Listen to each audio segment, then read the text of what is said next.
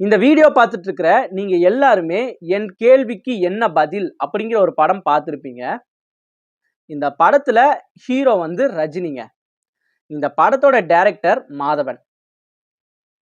ஆரம்பத்துல ரஜினிக்கு ஒரு தம்பி தேவைப்படுதுங்க. இந்த என் கேள்விக்கு என்ன பதில் அப்படிங்கிற ஒரு படத்துல.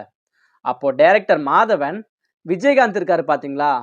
விஜயகாந்த ரஜினிக்கு தம்பியா போட்டலாம் அப்படின்னு முடிவு பண்ணிடுறாரு.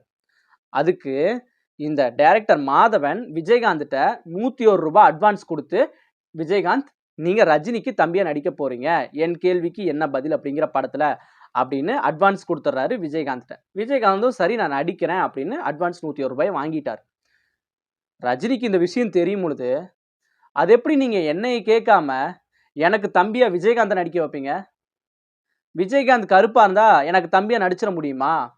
அப்படின்னு ரஜினிகாந்த் எனக்கு தம்பியாலாம் விஜயகாந்த்லாம் நடிக்க விட மாட்டேன், நீங்க வேற ஆளை மாத்துங்க அப்படின்னு ரஜினி சொல்லிடுறாரு.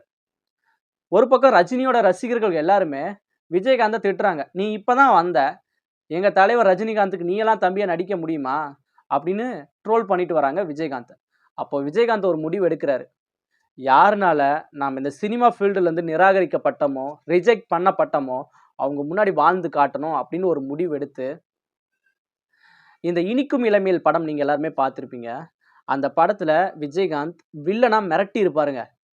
அதுக்கப்புறம் சட்டம் என் கையில், தூரத்து இடி முழக்கம் அப்படிங்கிற படம்லாம் வேற லெவல்ல ஹிட். ஓகேங்களா? விஜயகாந்த் ஓரளவுக்கு வளர்ந்துடுறாரு. நல்ல நல்ல பிளேஸ்க்கு வந்துடுறாரு.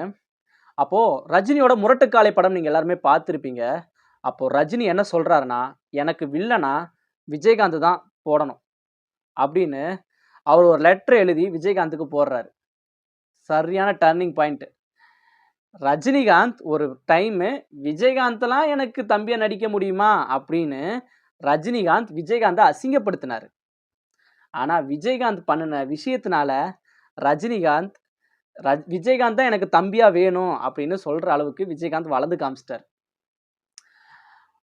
அப்போ விஜயகாந்த் என்ன பிளான் பண்றாருன்னா, அதுக்காக வந்து ரூ. 1,00,000 விஜயகாந்துக்கு வந்து அட்வான்ஸ் தொகை அனுப்புறாங்க. ஓகேங்களா? விஜயகாந்த் அதையும் வாங்கிட்டாரு. சரி நான் நடிக்கிறேன், முரட்டுக்காலை படத்துல ரஜினிக்கு வில்லனா தானே நடிக்கணும் அப்படின்னு விஜயகாந்தும் சரி ஓகேன்னு சொல்லிட்டாரு. அப்போ இந்த விஜயகாந்த் இருக்காரு பாத்தீங்களா, அவரோட க்ளோஸ் ஃப்ரெண்ட் யாருன்னா ராவுத்தர். நம்ம எல்லாருக்குமே தெரியும். அப்போ விஜயகாந்த் போய் ராவுத்தர்கிட்ட கேட்கிறாரு, ராவுத்தரே இந்த மாதிரி ரஜினியோட படம் முரட்டுக்காலை படத்துல விஜயகாந்த் என்னென்ன வில்லனா நடிக்க கூப்பிடுறாங்க, அதுக்காக ரூ. 1,00,000 அட்வான்ஸ் கொடுத்துட்டாங்க, நான் வாங்கிட்டேன் அப்படின்னு சொல்றாரு.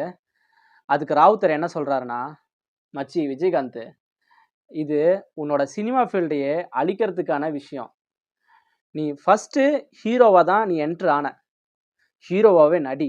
வில்லன் வில்லன் கேரக்டருக்கு நீ போகாத. அது உனக்கு செட் ஆகாது அப்படின்னு சொன்னதுக்கு அப்புறம், தான் உயிர் நண்பன் ராவுத்தர் சொன்னத கேட்டு, அந்த ரூ. 1,00,000 பணத்த திருப்பி குடுத்துட்டாரு விஜயகாந்த்.